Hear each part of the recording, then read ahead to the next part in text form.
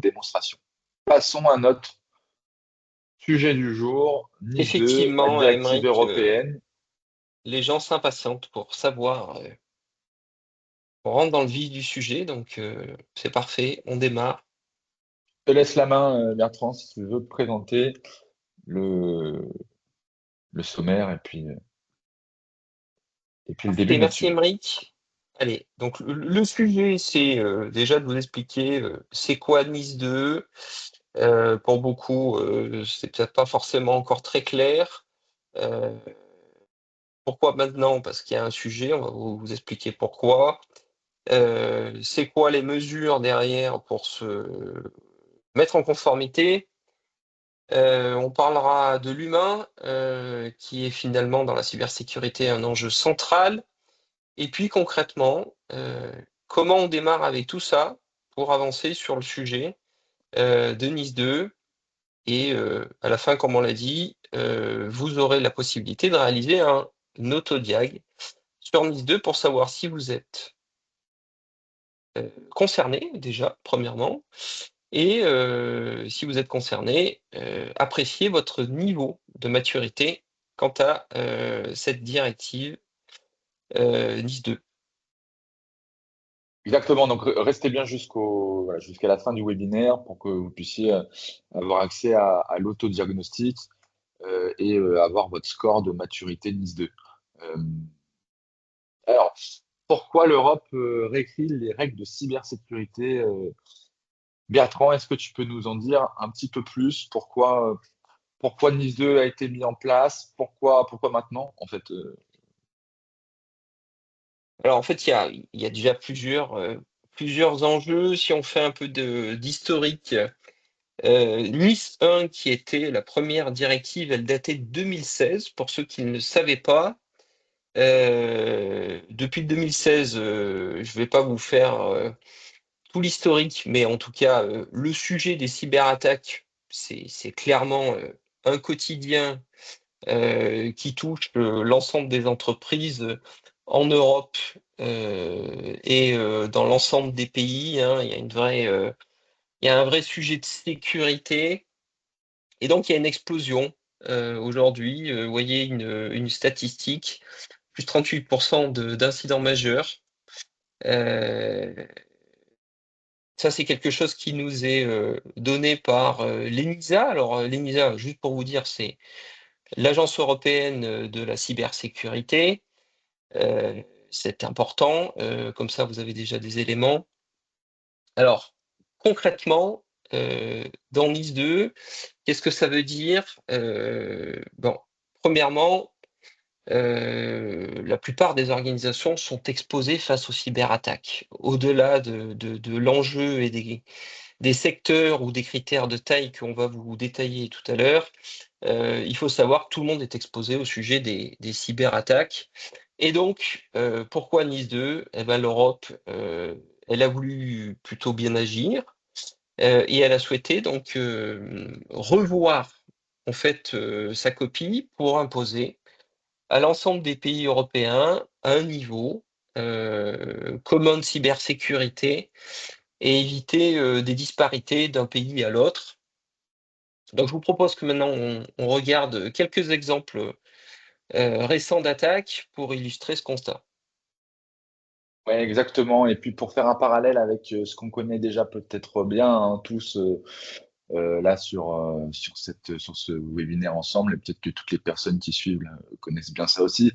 On peut faire un parallèle avec le RGPD hein, qui a été une petite révolution, en tout cas en 2018, où une réglementation européenne est venue harmoniser un certain nombre de mesures de protection de données pour l'ensemble des pays, enfin, en tout cas pour les citoyens, pour protéger les citoyens européens et donc pour faire monter le niveau de jeu au sein de l'Union européenne et même au-delà.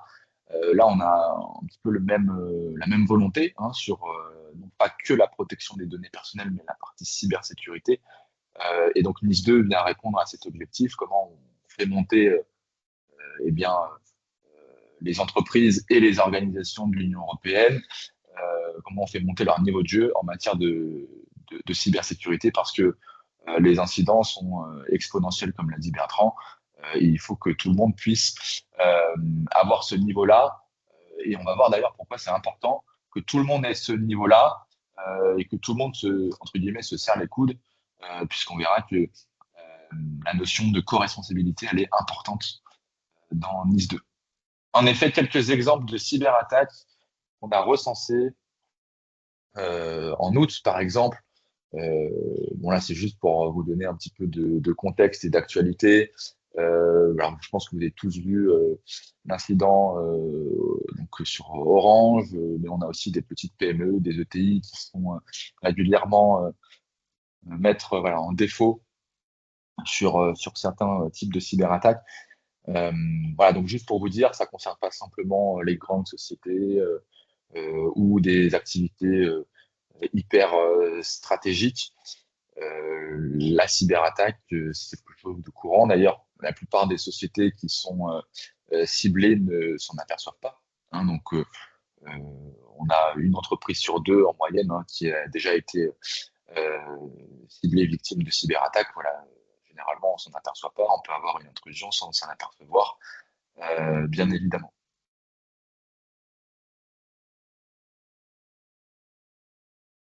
Est-ce que Bertrand, tu peut-être compléter sur les moteurs qui ont les Ouais, raisons qui ont rapidement, poussé à mais Nice 2? enfin, voilà, pourquoi en fait, qu'est-ce qui a poussé il y a plusieurs raisons qui expliquent en fait cette directive, hein, on a une dépendance au numérique. Ça, c'est pas j'imagine que pour tout le monde, c'est pas une surprise. Il y a une explosion des rançons logiciels, bon, bah, ça, c'est les choses, qui arrivent, fait quotidiennement, hein. C'était pas avant, c'était plutôt on entendait ça dans les grandes entreprises.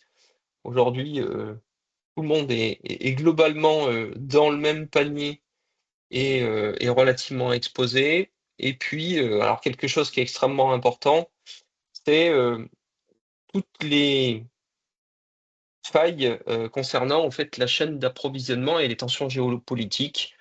On voit que, bah, forcément ça renchérit les éléments. Donc,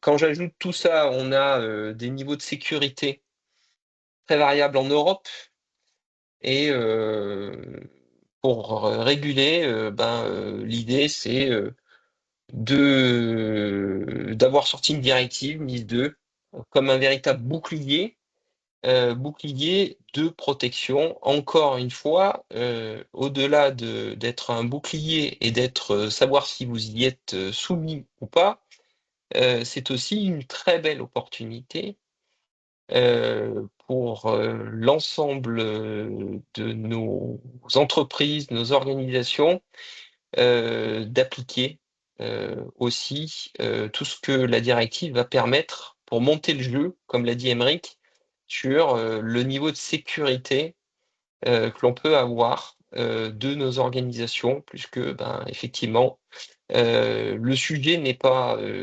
accessoire, c'est un véritable enjeu et un enjeu qui aujourd'hui pèse, et on va le rappeler, sur le dirigeant. En effet, oui. Très bon point d'ailleurs qu'on abordera dans la feuille de route Nice 2, hein, qu'on va vous partager dans quelques minutes.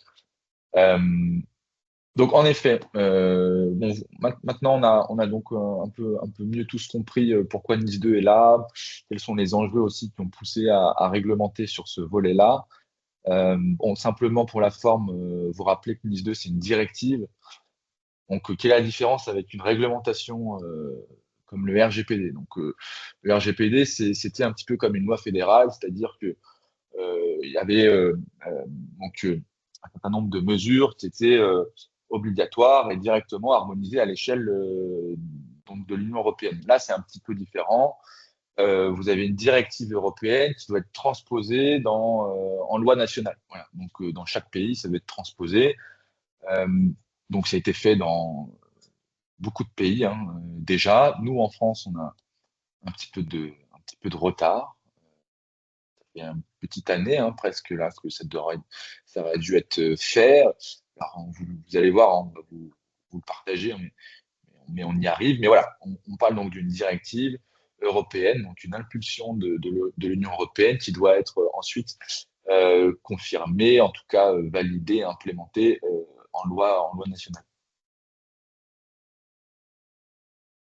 Concrètement, quelles sont les grandes différences avec Nissan dans ce qu'on a connu jusqu'ici, hein, finalement?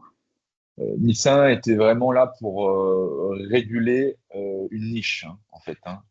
Donc, ça concernait un petit millier d'entités, des sanctions modérées en tout cas, et surtout la responsabilité de l'entreprise principalement. Là, sur Nice 2, on change un peu de paradigme.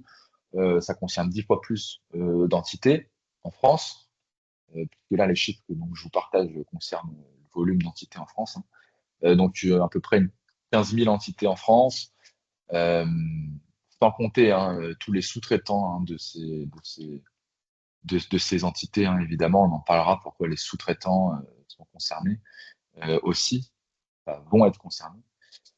Vous allez potentiellement avoir en cas de non-conformité une amende plafonnée jusqu'à 10 millions d'euros ou 2% du chiffre d'affaires mondial. Euh, de mémoire, on verra qu'il y a un plafond à 2% du CA mondial pour les entités essentielles, et puis un plafond à 1,4% du CA mondial pour les entités importantes. On verra d'ailleurs ce qu'est une entité essentielle et ce qu'est une entité importante. Dans le cadre de Nice 2, c'est très important pour savoir si on est soumis à la réglementation. Et puis, l'autre point majeur entre Nice 1 et Nice 2, c'est la différence de responsabilité, en tout cas le périmètre de responsabilité, puisque là, la responsabilité du dirigeant est engagée. Et donc, d'ailleurs, on ira voir pourquoi il y a plus de pression désormais sur le dirigeant avec cette directive européenne.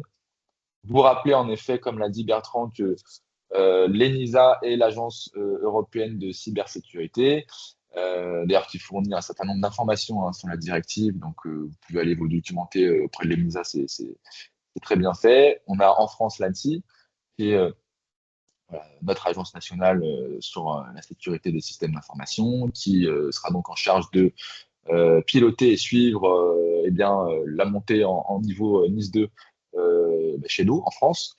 Sera aussi l'autorité de contrôle si jamais il y a des potentielles euh, sanctions, amendes, euh, mises en demeure. Euh, voilà, donc c'est l'ANSSI qui s'occupera de tout ça. Allez voir aussi le site de l'ANSSI. Vous avez un portail qui s'appelle Mon Espace Nice 2 qui est très très bien fait, qui vous permet d'obtenir un certain nombre de documentation d'ores et déjà sur Nice 2 pour peut-être mieux appréhender le sujet.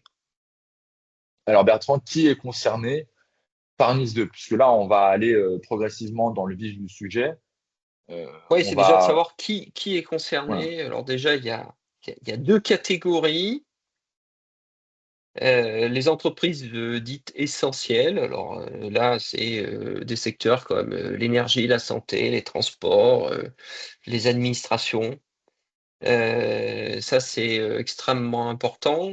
En fait, Ensuite, c'est les entités essentielles enfin, vraiment pour résumer, ce sont tous les secteurs qui sont essentiels à la vie de la nation. au Voilà. Et fonctionnement de la donc, nation. au fonctionnement de la nation, au fonctionnement du pays.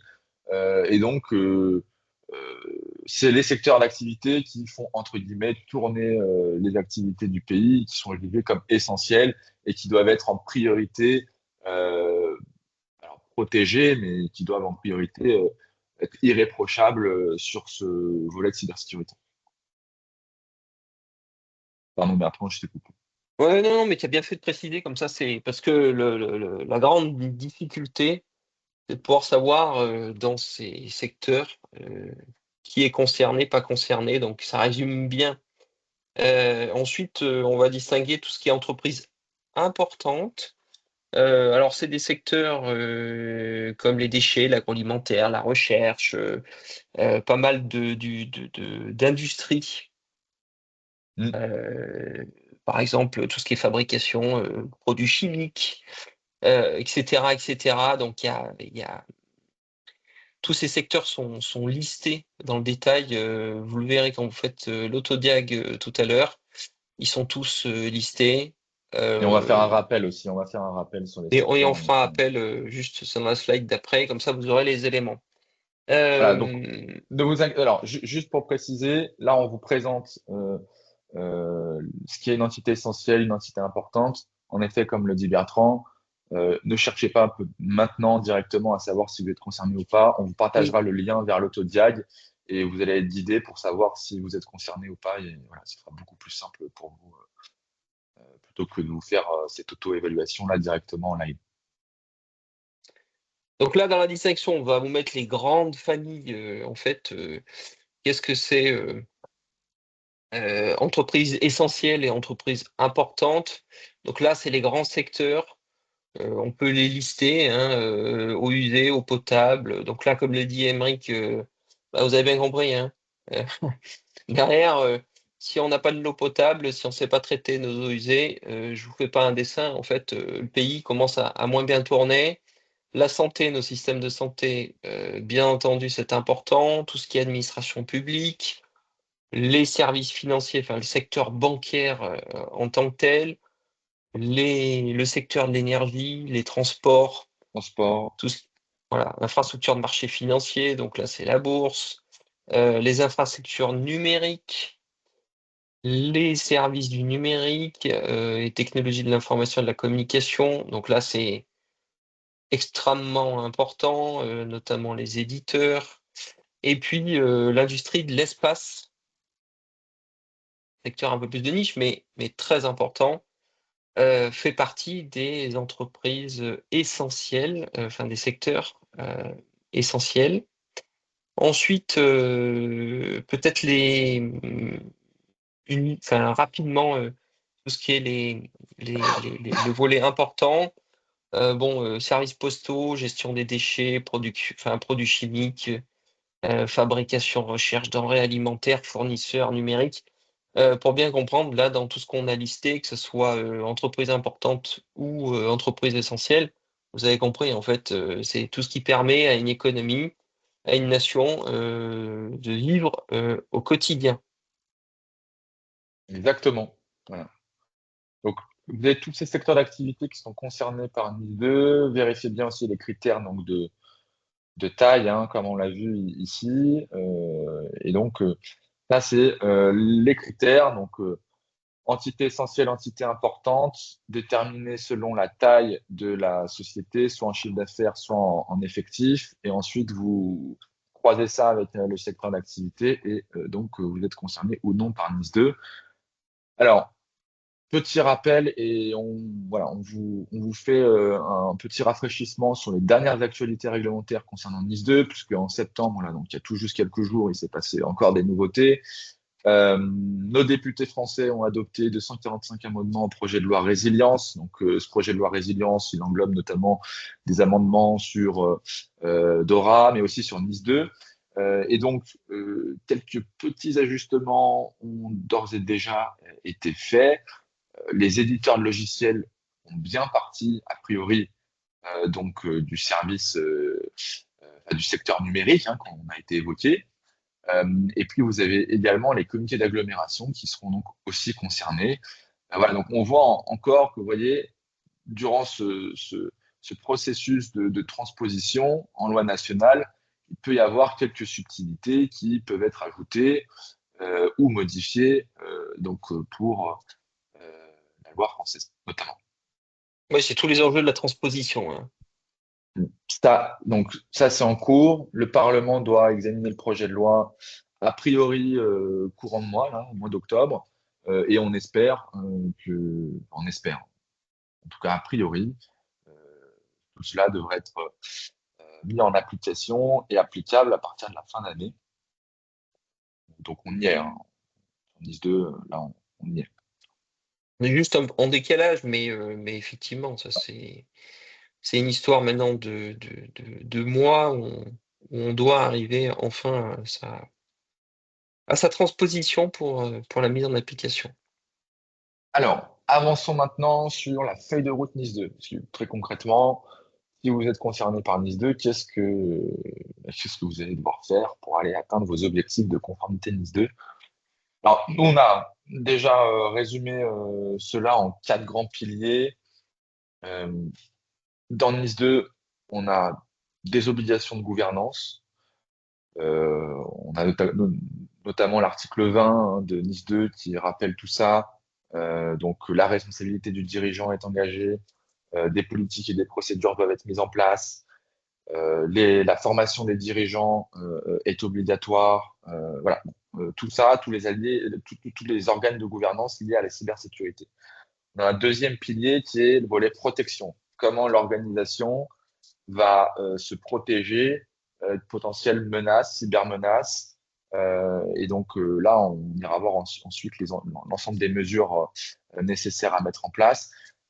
Le troisième pilier sur Nice 2, c'est le facteur humain, c'est-à-dire que même si vous avez la meilleure des gouvernances, la meilleure des protections, on verra que bah, tout ça, c'est pas infaillible et qu'il peut y avoir une erreur humaine. Donc, voilà, je vulgarise, mais l'un de vos collaborateurs peut cliquer sur un email d'hameçonnage, sur un mauvais lien et ouvrir une brèche. Donc, on verra aussi que la sensibilisation est importante. Et puis ensuite, on a tout le volet technique. Comment on fait pour aller reprendre l'activité si on a été impacté, si nos process sont down, euh, sont à l'arrêt à cause d'une cyberattaque. Comment on fait pour reprendre? Comment on fait pour assurer une continuité d'activité? Voilà. Là, on rentre sur le volet technique, notamment. On résume ça en 10 mesures de base en cybersécurité, notamment qui font l'objet de l'article 21 de Nice 2. La première mesure de base donc, sur Nice 2, c'est documenter les politiques, documenter et mettre en place les politiques en matière d'analyse de risque et du SI. Donc là, c'est un petit peu aussi, hein, je fais le parallèle avec le RGPD qu'on connaît bien depuis 7 ans. Il y avait aussi un gros volet sur la documentation et la mise en place de politiques de protection de données personnelles. On a les mêmes obligations sur NIS 2. Et d'ailleurs, si vous avez déjà entamé un processus de certification sur l'ISO 27001, bah, vous connaissez déjà très bien tout cela. Hein. Voilà. Et d'ailleurs, si vous êtes certifié ISO 27001, vous, vous avez un taux de conformité NIS 2 qui est important. Voilà. Vous avez fait une grande partie du chemin. Ouais, on va pas dire 80%, mais vous êtes au moins aux deux Heureusement. tiers de toutes les marches à gravir pour être en conformité. Oui. Exactement. Deuxième mesure de base sur NIS 2, mettre en place des plans de continuité d'activité, des plans de reprise d'activité, des procédures de sauvegarde en cas de sinistre, pour la gestion de crise. Donc là aussi, généralement, si vous commencez déjà à faire un petit peu de cyber et que vous avez établi, enfin en tout cas qu'il y a une organisation en place chez vous, que vous avez établi un responsable de la cybersécurité, alors soit un RSSI dédié, soit une personne qui joue le rôle de RSSI, un pilote, a priori, vous connaissez déjà très bien ces mesures de base. Bon, pour celles et ceux pour lesquels ce serait un peu plus nouveau, euh, ce sont des plans et des procédures qui permettent de remettre l'activité en marche lorsque vous avez été impacté par une cyberattaque. Voilà. Puisque évidemment, on le rappelle, mais une cyberattaque peut avoir directement un préjudice business hein, pour vos activités, mettre en panne, hein, si je puis dire, l'ensemble de vos activités et vous pouvez être en mesure de ne plus exercer vos activités, notamment si votre SI est paralysé, si tel ou tel process ne fonctionne plus. Troisième mesure sur NIS 2, la gestion des incidents. Là aussi, je fais le parallèle avec le RGPD, puisque dans le RGPD, on avait une obligation de notification en cas de violation de données critiques sous les 72 heures, qu'on devait notifier, qu'on doit toujours, hein, bien sûr, parce que je suis en application, qu'on doit donc notifier auprès de l'autorité de contrôle. Ici, pour NIS 2, On doit donc évidemment avoir une gestion des incidents, donc des plans d'intervention en cas d'incident, et donc avoir des process déjà en place, euh, et donc désigner les pilotes en cas d'incident, et évidemment tester ça régulièrement. Et vous avez aussi maintenant donc cette obligation de déclaration aux autorités de contrôle pour les incidents majeurs sous 24 heures, et plus fournir un rapport détaillé sous les 72 heures. D'où la nécessité, en effet, euh, d'avoir bien anticipé son process en place. Évidemment, on le rappelle, mais si vous avez un incident et que vous n'avez pas de process en place, ni moyen de documenter, d'analyser euh, eh bien, votre déclaration, vous allez être en incapacité de la faire. Euh, voilà. Et donc, encore plus quand on parle de rapport détaillé maintenant sous 3 jours. En France, on a l'ANSSI, on a le portail Mon Espace NIS 2, encore une fois, qui est très bien fait pour nous aider sur ce volet-là. On a la quatrième mesure qui est assez, assez importante. Euh, et c'est ce qu'on disait Bertrand tout à l'heure. Euh, elle est assez stratégique, celle-là, puisque on remarque que l'ensemble, enfin, une grosse partie des incidents qui interviennent ces derniers mois, ces dernières années, et la plupart des incidents en cyber, euh, souvent proviennent de tiers, en fait. Vous pouvez avoir la meilleure des cybersécurités, j'allais dire, dans vos process internes. Si vous n'évaluez pas vos tiers et que vous n'avez pas exigé des niveaux de sécurité sur vos logiciels, sur vos applicatifs, sur vos sous-traitants, bien la faille peut venir de votre sous-traitant et vous pouvez être impacté. On l'a vu sur des cyberattaques récentes où en fait ce sont les prestataires logiciels qui connaissent des intrusions et qui ont des impacts directs sur vos activités, avec un accès peut-être même aux données de vos clients, etc., etc. Et donc vous vous retrouvez en crise voilà, cette faille-là. Donc le volet À Nice de 2, Nice 2, l'audit des effectivement, sous-traitants. Emeric, je te coupe 2 secondes, mais vraiment, ça vient s'atteler donc à ce que le niveau de sécurité soit équivalent avec ou proportionnel avec leur donneur d'ordre. C'est-à-dire qu'aujourd'hui, il pouvait y avoir comment on appelle, un décalage entre d'un côté le donneur d'ordre et le sous-traitant. Là, l'idée, c'est de réguler avec des éléments la relation. Donc ça, c'est extrêmement important dans cette chaîne de valeur. Euh, Exactement. NIF 2 a un véritable enjeu là-dessus. C'est aussi faire monter en maturité, euh, je C'est dirais, la les chaîne des PME responsabilités, ETI. en fait. Voilà, C'est exactement. la chaîne des responsabilités, c'est l'obligation de clauses contractuelles cyber dans les relations sous-traitants, c'est auditer régulièrement vos sous-traitants et pas juste ponctuellement. Voilà, notamment à l'ère des services SaaS qui se renouvellent, vous puissiez avoir des audits réguliers, des questionnaires de sécurité à faire valider, et puis tout simplement là, ces clauses contractuelles, puisque maintenant la cyber prend place encore plus dans les relations contractuelles et juridiques entre entreprises. Ouais, et puis l'impact Euh, humain, hein, c'est l'élévation en fait des connaissances pour les collaborateurs. Ça, c'est extrêmement important. Cinquième mesure, donc on commençait à parler d'audit et de test. Alors là, c'est l'obligation de mettre en place des audits et des tests réguliers en tout cas pour mesurer et suivre l'efficacité des mesures de gestion de risque liées à la cyber. Aussi, un autre volet important, c'est la cartographie des actifs critiques et de votre SI, et pouvoir évaluer le risque des actifs en question, et donc maintenir à jour une cartographie d'actifs et une évaluation de risque associée. Donc ça aussi, c'est un volet très important dans le NIS 2. Donc, commencer à établir cette cartographie d'actifs. Mesure importante, essentielle et à mettre en place immédiatement, c'est la sensibilisation en interne, puisque c'est une obligation dans NIS 2. Euh, on a connu hein, aussi l'obligation de sensibilisation interne dans le cadre du RGPD hein, notamment.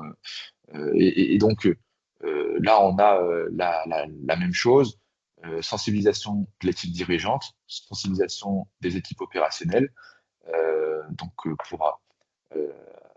tout le monde puisse avoir les meilleurs réflexes, en tout cas les réflexes de base et les réflexes essentiels en matière de cybersécurité et d'hygiène numérique.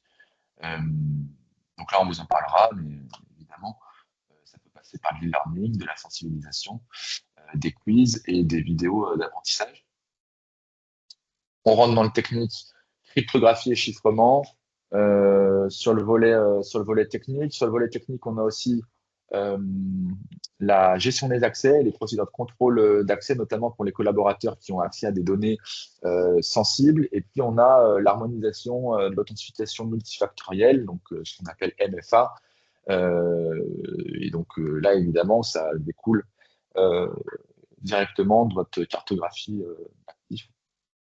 Euh, Vraiment, pour aller mettre en place du MFA sur vos solutions et vos systèmes d'information de communication. Voilà les 10 mesures de base résumées sur NIS 2.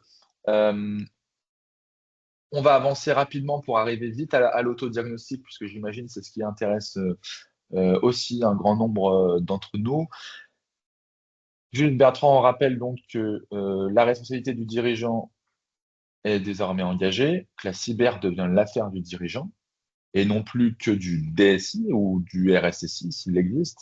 Et donc là, on change un petit peu euh, paradigme hein, aussi, et la responsabilité sur l'équipe dirigeante est maintenant omniprésente. Et finalement, Alors c'est une bonne pourquoi? chose, Émeric, parce que ça permet aussi, je dis à vous, opérationnel, mais d'avoir un élément en fait de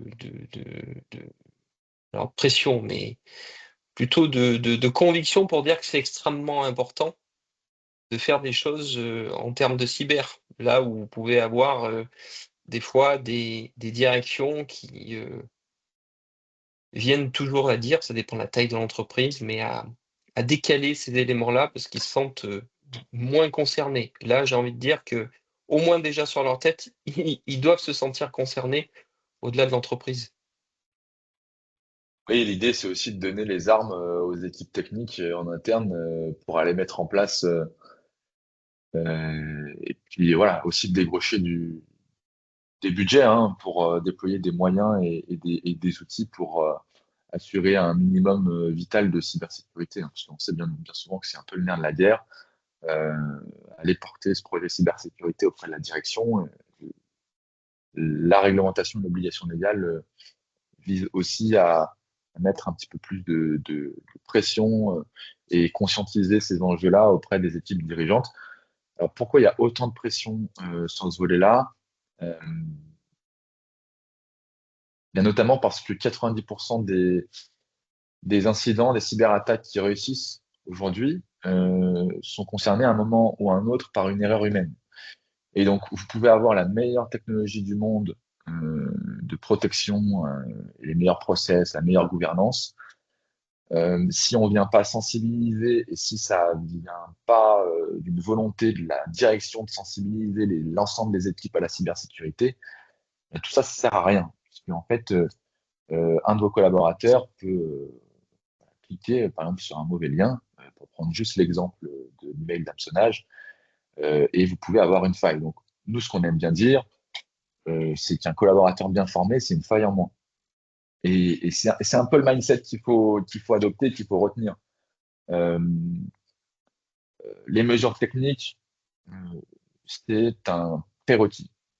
Et puis, vous avez la sensibilisation, qui est un petit peu comme le filet de rattrapage, si vous voulez, comme votre bouée de sauvetage. Et si la bouée n'est pas là, vous avez beau avoir la meilleure des protections, derrière, l'humain peut toujours faire une erreur.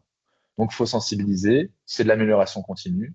C'est aussi un travail à moyen long terme, puisque vos équipes ne vont pas monter en compétences du jour au lendemain. Et on sait évidemment, et vous savez évidemment, que c'est pas simple la formation, la sensibilisation en entreprise. Euh, Déjà, ça prend du temps. Et puis, il faut arriver à capter l'attention de l'ensemble des équipes sur des sujets qui sont parfois un petit peu éloignés de leur centre d'intérêt.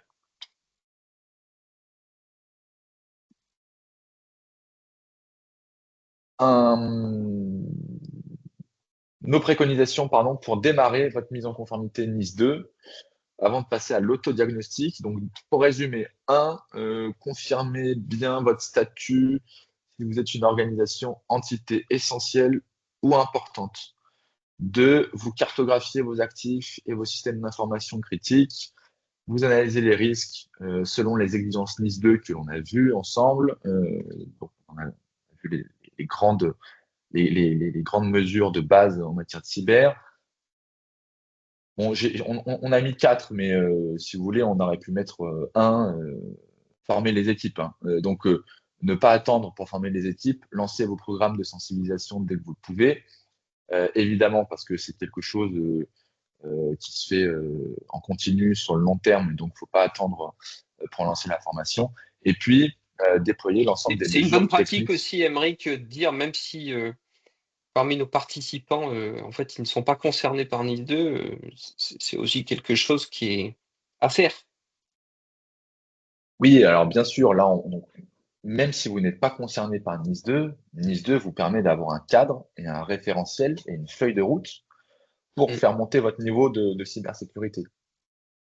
Donc, bon, soit vous le faites parce que vous êtes sous le coup de l'obligation légale et sous la contrainte, entre guillemets, soit vous le faites parce que vous avez une volonté d'augmenter votre niveau de cybersécurité. Parce que, on va le voir, hein, mais ça vous apporte plein de bonnes choses. Ça peut même être un atout business dans certains cas et pour certaines activités. Et donc, oui, vous pouvez être proactif sur ce sujet-là au-delà de l'obligation légale. Pour conclure, Bertrand, est-ce que NIS 2, c'est un fardeau réglementaire ou une opportunité stratégique? Même si je connais ta réponse, bien C'est un évidemment, mais point de vue. Non, mais aujourd'hui, c'est pas un fardeau. Au contraire, c'est une vraie opportunité. Il faut quand même se dire une chose, c'est que que ce soit une réglementation, une directive, une loi, en fait, elle vient aussi vous donner une capacité déjà de mieux travailler et de mieux encadrer vos relations. Donc, c'est extrêmement positif et ça permet d'avoir un cadre bien défini. Donc, clairement, pour moi, c'est une vraie opportunité business. Ceux qui ne le feront pas, à mon avis, risquent de sortir un peu du marché puisque tout le monde dans votre écosystème va commencer à être plus vigilant sur les critères qui seront définis par la directive NIS 2.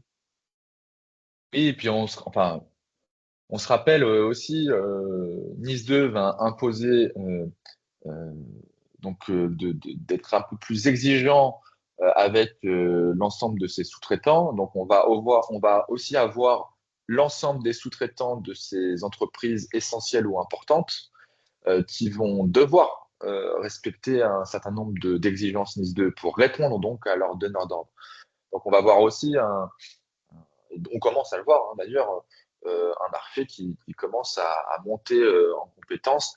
Et aujourd'hui, pour prendre l'exemple d'un sous-traitant, par exemple en concurrence sur un appel d'offres, le sous-traitant A qui sait démontrer une conformité NIS 2 et face à un sous-traitant B qui ne sait pas démontrer une conformité NIS 2 aura un avantage certain vis-à-vis Plus du que des fois candidat. un avantage, il y en a un qui peut sortir du jeu, clairement, parce que s'il n'a pas le niveau d'exigence attendu par son donneur d'ordre, clairement, il aura beau proposer le produit ou le service, le meilleur produit ou service, son niveau de sécurité ne Exactement. sera pas satisfaisant et donc par défaut, il sera sorti, en fait, du marché. Pas du marché ou du contrat. Exactement. Juste pour conclure, avant de passer à l'autodiagnostic, euh, pour vous donner de la visibilité sur nos solutions, donc qui arrivent, puisqu'aujourd'hui, peut-être que d'ailleurs certains d'entre vous nous connaissent par donc le volet RGPD. On est en train de décliner ça donc pour le volet NIS2. Donc la solution logiciel de pilotage NIS2, la version officielle sortira fin 2025. Donc là, vous pourrez soit souscrire à l'offre solo donc pour accéder au logiciel, soit à l'offre externalisée pour avoir la plateforme et un expert cyber externalisé qui pilote votre conformité NIS2 pour vous. Et puis, on a l'abonnement à la solution d'e-learning cybersécurité, là, qui est en train d'être finalisé, alors qui existe déjà pour le volet RGPD. Donc, ça, c'est déjà en place. Et puis, sur le volet cybersécurité, la sortie officielle sera le 15 novembre 2025, là, dans quelques jours.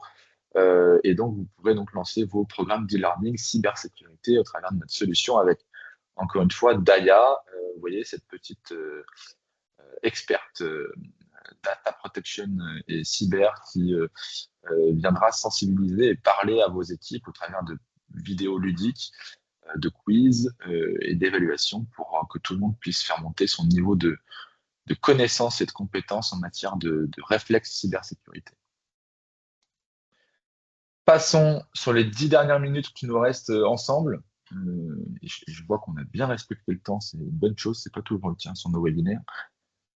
Passons à l'auto-évaluation de NIS2, puisque on a développé un petit outil d'autodiagnostic pour évaluer votre maturité NIS2 par Du coup, je rapport vais vous donc, le aux exigences partager. actuelles. Comme ça vous permet rapidement de pouvoir commencer. Donc, je le mets dans l'espace de discussion.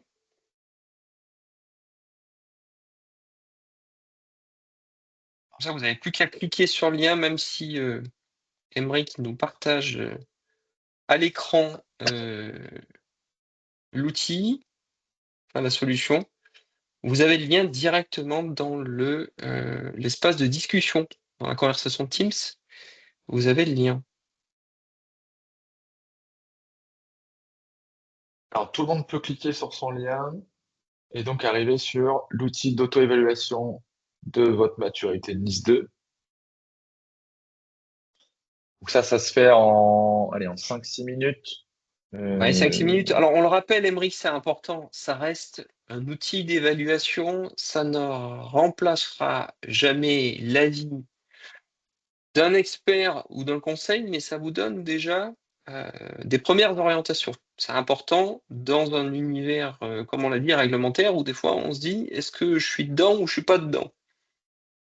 oui, c'est une auto-évaluation. Ça n'a pas valeur de conseil juridique, bien évidemment. Mais vous allez voir, ça va vous aider et ça va vous aider à y voir surtout plus clair sur peut-être votre niveau par rapport aux exigences actuelles et puis quelques actions aussi qui vous seront préconisées, d'actions personnalisées pour vos enjeux. Euh, et oui, tu fais bien de le dire, Bertrand. Nous, dans le cadre de notre offre externalisée, on fait un diagnostic complet de la conformité NIS2. Dans l'offre logicielle aussi, vous allez avoir un questionnaire de diagnostic complet NIS2. Donc voilà, avec nos solutions, vous allez pouvoir effectuer ça. Ici, on est sur un outil gratuit d'auto-évaluation qui vous permet de commencer et d'avoir un premier pied dans NIS2. Alors, êtes-vous concerné par NIS2? Bon, alors on a vu ce qui était une entité essentielle et importante, et donc ici, on va essayer eh bien, de savoir si vous en faites partie. Donc, est-ce que vous êtes une petite société ou une moyenne ou grande société? Donc là, simplement, est-ce que vous êtes moins de 50 salariés et vous avez un chiffre d'affaires de moins de 10 millions d'euros, ou est-ce que vous êtes plus de 50 salariés ou un CA de plus de 10 millions d'euros? Cliquez ici. Vous sélectionnez votre secteur d'activité. Attention, les secteurs sont larges, donc prenez ça en compte. Ici, en service numérique. Je rappelle que dans les services numériques, les éditeurs de logiciels en font désormais partie. Donc tous les services numériques, donc TIC, TIC, voilà, ça en fait partie. Vous avez l'ensemble des autres secteurs à votre disposition. On a mis une case, je pense être dans une zone grise ou un cas particulier. Voilà. Si vous n'êtes pas sûr d'être dans le secteur, puisqu'encore une fois, ce sont des secteurs larges, et On puis on explique dans aura, le petit warning, vous finalement. pouvez cocher, vous pouvez cocher cette case tout de même pour continuer le questionnaire si vous avez un doute. Ensuite, donc là, j'imagine que tout le monde est sur son autodiagnostic, hein, et donc peut-être que vous suivez en même temps mon déroulé. Et donc, on est sur la première question, sur la gouvernance cybersécurité. On l'a vu ensemble, ça fait partie des obligations NIS 2, revoir cette gouvernance cyber, et notamment, donc, la question qu'on vous pose ici, c'est est-ce que vous disposez d'un RSSI, donc un responsable de la sécurité des systèmes d'information. En gros, est-ce que vous disposez d'un pilote cyber, d'un pilote NIS 2, et de politique de cybersécurité approuvée par la direction et intégrée à la stratégie de l'entreprise. Donc la question que vous devez vous poser ici, c'est est-ce que vous avez un pilote et est-ce que les politiques cybersécurité sont validées avec la direction et sont impulsées par la direction, avec le soutien de la direction. Là, sur une échelle de 1 à 5, vous allez pouvoir cliquer sur le choix qui vous correspond. Pour résumer, 1, c'est le niveau le plus faible, 5, c'est le meilleur niveau. Voilà. Donc vous allez juger par vous-même où vous vous situez sur cette question-là. Est-ce que vous êtes le meilleur des élèves? Est-ce que votre société est le meilleur des élèves? Ou pas tellement? Donc vous sélectionnez l'option qui correspond le plus à votre situation, qui est la plus proche de votre situation. Moi, ici, je vais cliquer sur le niveau 3, RSSI désigné, mais des ressources limitées pour le RSSI. Néanmoins, les politiques cyber sont validées une fois par an. Encore une fois, voilà, moi, c'est un exemple fictif, hein, bien évidemment. Je laisse le temps à tout le monde de répondre. Et évidemment, si vous n'avez pas toutes les informations nécessaires, encore une fois, cliquez sur le choix de Prenez le temps, réponse hein, qui vous se pouvez y rapproche. revenir. Hein, aussi, Oui, si vous n'avez pas le temps de pouvez, finir, prenez le temps, vous avez le lien et vous pourrez, au besoin, consulter en interne les personnes qui ont les réponses. bien sûr, oui, oui, vous pouvez refaire cet diagnostic autant que vous voulez. Disposez-vous d'un inventaire à jour de vos actifs avec leur criticité et une protection adaptée aux menaces. Donc, vous vous rappelez, on a identifié le fait que on doit mettre en place et définir donc une cartographie de vos actifs et de vos systèmes d'information, notamment critiques. Bon, en tout cas, évaluer la criticité de ces actifs. Qu'est-ce que ça peut être? Ça peut être des applications, des logiciels, des infrastructures. Et donc, sur cette cartographie-là, est-ce que vous avez associé des mesures de protection adaptées en face de chaque menace? Est-ce que vous avez ça aujourd'hui en interne ou pas? Encore une fois, vous jugez votre niveau par rapport à cette question sur une échelle de 1 à 5.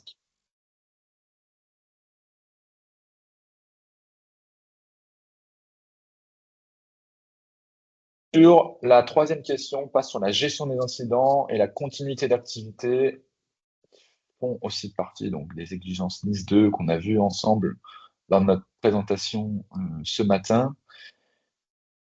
Est-ce que votre organisation dispose de plans de continuité ou de reprise d'activité, donc ces fameux PCA, PRA? Est-ce qu'ils sont testés? Est-ce qu'il y a un processus de gestion des incidents? Un processus de gestion des incidents, ça veut dire capacité à détecter l'incident, capacité à notifier l'incident, vous vous rappelez, parfois donc sous 24 heures, avec un rapport détaillé sous 72 heures. Et puis, est-ce que dans ce processus, vous avez prévu la communication à l'externe? Informer vos clients qu'il y a eu un incident, euh, informer peut-être des parties prenantes, etc. Encore une fois, vous jugez votre niveau par rapport à cette question sur une échelle de 1 à 5.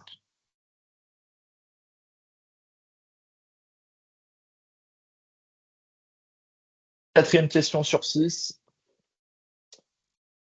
On va parler de l'écosystème et de la chaîne d'approvisionnement. On en a beaucoup parlé lors de cette présentation. Est-ce que, donc, pour la collaboration avec votre écosystème, donc vos sous-traitants, vos partenaires, euh, vous imposez des exigences contractuelles de cybersécurité? Donc, est-ce que vous imposez des exigences contractuelles de cybersécurité à vos fournisseurs et vos sous-traitants? Et en cas d'incident, est-ce qu'il y a des mécanismes de collaboration que vous avez mis en place avec eux pour éviter les incidents, mais aussi rétablir en cas d'incident? Et réduire les risques, hein, surtout, suite aux incidents. Donc ici, encore une fois, vous avez sur une échelle de 1 à 5 différentes options. Choisissez celle qui se rapproche peut-être le plus de votre situation actuelle. 5e question sur 6, et on arrive au bout. Est-ce que vos équipes sont sensibilisées à la cybersécurité? Est-ce que vos dirigeants reçoivent une formation spécifique et régulière à leurs responsabilités? Donc là, il n'y a peut-être aucune sensibilisation, peut-être que c'est du ponctuel. Donc on fait venir un prestataire ou une personne en interne qui vient former ponctuellement les équipes, les dirigeants, ou les deux. Que vous avez des campagnes de sensibilisation qui sont régulières? Est-ce qu'il y a un vrai programme de formation? Est-ce qu'on peut suivre ça par les indicateurs? Et est-ce que les formations, elles sont adaptées par métier, pour le dirigeant, pour le service IT, pour le service RH peut-être?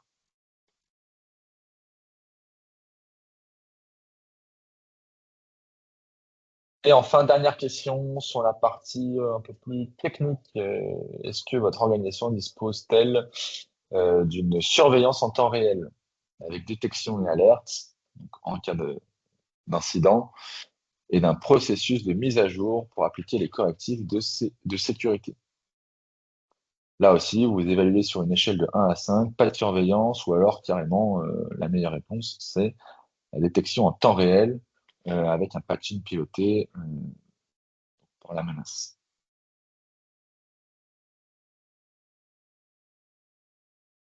Bon, là, si vous n'êtes pas technique sur la cyber, vous allez peut-être avoir un petit peu plus de mal à répondre. Vous complétez le formulaire. Je vais le faire ici avec vous, simplement pour recevoir vos résultats. D'accord? Hop. Vous n'êtes pas obligé de compléter votre numéro de téléphone ou votre fonction. Lancez l'évaluation. Ça va analyser mes résultats et je vais avoir mon score NIS 2, mon score de maturité NIS 2 suite à l'auto-évaluation. Donc ici, au regard des réponses et des situations que j'ai choisies, qui se rapprochent le plus donc, du réel potentiellement chez vous, vous avez un score sur une lettre A, B, C, D, E. Ici, je suis exposé à des risques importants, des actions prioritaires sont nécessaires. Je vois un récapitulatif de mon niveau par domaine. Et puis, j'ai donc une feuille de route. Donc, en face de chaque manquement, de chaque niveau, sur la gouvernance cyber, sur la sensibilisation, sur la cartographie du SI, sur les mesures de sécurité. J'ai donc un niveau et j'ai des actions en face qui me sont recommandées pour faire monter ce niveau-là. Donc voilà, vous pouvez consulter, prendre le temps de consulter votre feuille de route personnalisée. On vous fait aussi une préconisation sur quel abonnement Data Comply One pourrait vous être utile pour eh bien, avancer sur ce sujet-là. On regarde votre niveau. Ouais, ici, on me recommande plutôt l'abonnement externalisé et un abonnement académie en complément. Donc externalisé pour qu'un expert pilote ma conformité NIS 2, puisque a priori, j'ai pas de pilote en interne ou je manque de temps, regarde ce que j'ai saisi dans l'autodiagnostic. Et puis le volet abonnement académie pour que je puisse avoir une solution d'e-learning pour sensibiliser mes équipes en interne. Voilà, on vous met les bénéfices de ce que ça peut vous apporter, et puis vous avez un petit glossaire cyber, puisque j'imagine que pour un certain nombre d'entre vous, euh, peut-être des acronymes qui sont techniques et barbares pour vous. MFA, on en a parlé, PSSI, PCA, on en a parlé, PRA, on en a parlé. Et voilà, peut-être que pour certains, EDR, SOC, DevScaleOps, c'est peut-être pas si simple pour tout le monde. Voilà, donc on a quelques définitions pour essayer tout cela soit un peu plus compréhensible pour vous. Voilà. Tout ça, vous pouvez l'imprimer en PDF, l'envoyer par email. Vous pouvez le refaire, hein. Donc, ce lien d'autodiagnostic, vous pouvez le refaire. Et puis, vous pouvez prendre peut-être directement rendez-vous avec nos experts si vous souhaitez en savoir plus déjà sur les solutions qui arrivent, donc Data Comply One concernant NIS 2. On peut vous en dire plus sur notre solution de pilotage NIS 2, sur l'abonnement externalisé. On peut vous en dire plus sur l'e-learning. Voilà, vous pouvez prendre rendez-vous directement dans l'agenda ici si vous le souhaitez. Et puis écoutez, j'espère que ça vous aura été utile. Bertrand, est-ce que tu as quelque chose à rajouter peut-être? Alors, pendant que tu échangeais, tu présentais, je me suis permis d'apporter des réponses dans l'élément du chat. Il y avait des questions. Oui, c'est vrai. Ouais. Donc, j'ai répondu à l'ensemble des questions. Il reste une question posée par Benoît qui nous demande, il nous dit, comment votre outil permet-il d'éviter les redondances entre les différentes normes? Donc, partager des réponses communes, renvoyer aux réponses déjà apportées dans notre registre, etc., etc. Alors, c'est effectivement une bonne question. C'est un des enjeux aussi de la plateforme, d'avoir une seule et même plateforme pour piloter plusieurs enjeux réglementaires, parce que sinon c'est compliqué. Lorsqu'on parle de RGPD, ben, on a souvent un DPO qui est dedans ou un référent là-dessus. Lorsqu'on parle de cybersécurité, ben, pour le coup, on a souvent un autre interlocuteur. Et donc ça devient compliqué. Alors compliqué pour plusieurs raisons, c'est on a des feuilles de route qui sont chaque réglementation ou la NIS 2 a un certain nombre de mesures et d'actions qui sont différentes, mais pour certaines peuvent se chevaucher. Donc déjà, je vais répondre sur ce premier point, c'est la capacité, si vous avez fait des choses, je prends l'exemple, la liaison RGPD NIS 2, s'il y a des choses qui font partie des exigences à différents niveaux d'une réglementation à une autre, on vous le dira, peu importe que ce soit piloté par différents services. Donc ça, il va y avoir une communication des éléments entre les réglementations pour éviter que vous fassiez plusieurs fois les choses alors que vous les avez ça a été potentiellement fait dans d'autres univers. Ensuite, il y a une grande question, c'est les réponses finalement à tout ce qui est questionnaire, que ce soit aux réglementations, RGPD, NIS 2, etc. C'est vrai qu'on passe tous beaucoup de temps à répondre. Et alors aujourd'hui, nous, en tout cas, on travaille à avoir en tout cas des éléments de réponse unifiés qui permettent à nos clients d'utiliser en fait tout ce qui est qui est stocké et détenu dans la plateforme en termes de conformité qui permettent de remplir automatiquement ces fameux questionnaires sécurité, RGPD, etc. Et qui se complètent notamment au travers des informations que vous avez dans la plateforme, qui sont les éléments de réponse aux questionnaires, aux questions qui vous sont posées. Donc ça, c'est des choses qui effectivement seront prévues dans la plateforme pour vous aider à répondre plus facilement, puisqu'on sait ô combien que ces questionnaires sont longs et fastidieux et parfois répétitifs parce qu'on a l'impression que alors ils sont jamais structurés de la même façon, il n'y a pas un questionnaire et chaque donneur d'ordre a son propre questionnaire. Néanmoins, les réponses sont souvent, pour beaucoup, des choses assez communes et que vous avez dans votre plateforme. Voilà, j'espère que ça Et répond aux éléments de oui, question. Aymeric, tu veux peut-être ajouter un complément là-dessus? Non, mais c'est exactement ce que j'aurais dit aussi sur notre solution. Pour bien comprendre, vous pouvez piloter donc plusieurs conformités. Donc évidemment, si il y a des actions qui vous avez déjà fait sur le volet d'une réglementation, ça peut vous faire avancer aussi sur la feuille de route d'une autre réglementation. Idem, quand on va aller auditer des sous-traitants, on va pouvoir piloter ça depuis une interface centralisée pour le volet sous-traitant. Et donc, on peut aller voir les scores d'un sous-traitant pour plusieurs réglementations, par exemple, plusieurs conformités. Voilà, enfin, ça va être sur le volet NIS 2 hyper facilitant, hyper accélérateur.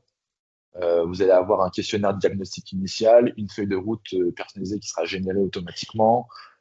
Tout le volet documentaire vous sera aussi fourni donc pour aller avoir déjà un kit documentation pour tout ce qui est procédure politique mettre en place, tenir aussi une cartographie d'actifs critiques et la piloter, évaluer les risques avec des scores, et puis tout ça en mode collaboratif avec des gestions de tâches, de plans d'action, un module de déclaration d'incidents, de gestion des incidents, d'audit de sous-traitants. Évidemment, ce score ABCDE, vous pouvez piloter pour évaluer votre niveau de conformité NIS 2. En fait, tout ce qu'on fait déjà bien sur le volet RGPD, hein, finalement, dans les grandes lignes, hein, en termes de parcours utilisateur, voilà, qui sera disponible pour NIS 2 dès la fin d'année. Et la solution du learning arrivera donc un petit peu avant, le 15 novembre. Est-ce qu'on a d'autres questions, Bertrand? Parce que moi, je n'ai pas accès là, au Non, chat. non, il n'y a pas d'autres questions. Toutes les autres questions, on y a répondu. Donc, a priori, tout est clair. Super, On va pouvoir super, super. voilà, conclure. Oui, on a un peu dépassé. Je vous donne rendez-vous et on vous donne rendez-vous sur nos prochains webinaires. Rebecca et Marie vous attendent le 9 octobre. Cette fois-ci pour un focus spécial intelligence artificielle. Comment faire pour être conforme à la fois à un règlement IA. Donc, vous savez qu'il y a une réglementation européenne sur l'intelligence artificielle qui est désormais là et qui vient aussi compléter le RGPD sur ce volet-là. Donc, comment être conforme aux réglementations en matière d'IA. Vous allez avoir une session donc, avec Bertrand le 14 octobre, une démo live de la Data Comply One Academy, notamment sur la partie RGPD. Euh, Peut-être qu'on pourra aussi commencer à vous parler de l'aspect cybersécurité. Et puis, moi, je vous retrouverai le 23 octobre, en fin de mois, pour vous faire une démo live de notre plateforme de pilotage RGPD, vous montrer comment elle fonctionne, comment ça marche, comment nos clients s'en servent, nos 1000 clients s'en servent depuis toutes ces années et comment notre solution a simplifié, automatisé et facilité la vie de nos clients. Merci, Merci. Émeric. Merci à tous Merci à de nous tous. suivre et de votre présence. Et puis, on vous retrouve pour les prochains webinaires ou à votre disposition pour échanger si vous avez des questions ou des besoins sur les sujets qu'on vient de vous exprimer. Merci à tous.